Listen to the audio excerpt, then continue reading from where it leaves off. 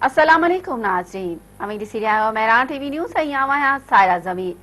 सब खां पहिरीं हिकु नज़र ख़ास ख़बरुनि ते।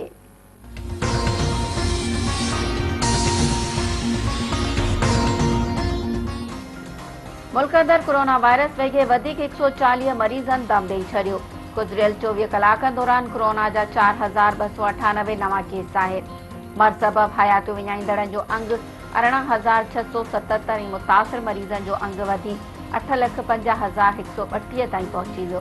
NCOC मूजिबि केस मुस्बत अचण जी शरह 9.5% रही। सिंध में अॼु सुभाणे कारोबार खुलियल रहंदो। आचरका कारोबार बंदि थींदो। सूबाई वज़ीर नासिर हुसैन शाह चयो आहे त सिंध में अॼु सुभाणे वापारी SOPs ते कारोबार हलाए सघंदा। आचरका सॼी सिंध में कारोबारी सरगर्मियूं मुकमल तौर ते बंदि कयूं वेंदियूं। PP चेयरमैन बिलावल भुट्टो ज़रदारी तकरारी चश्मा झेलम लिंक केनाल फौरी तौर बंदि करण जो मुतालबो करे छॾियो।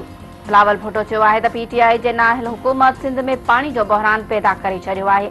सखर बैराज ते 27% ऐं कोटड़ी ते 44% पाणी खोट थी वई आहे। इमरान सरकार सिंध जे हेठियनि इलाइक़नि खे सहरा बणाए छॾियो।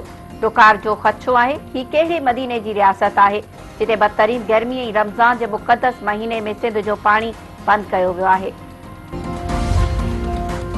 बुलड़ी शाह करीम वेझो ॿिनि मोटरसाइकिलुनि में टक्कर, 2 वरहनि जो ॿारड़ो हसनैन सोलंगी फौत, 1 ॼणो ज़ख़्मी। बहराम वेझो ॻोठ मुबारक कल्होड़ो में ट्रक जे टक्कर में मासूम नींगरी सूंह चांडियो फौत थी वई।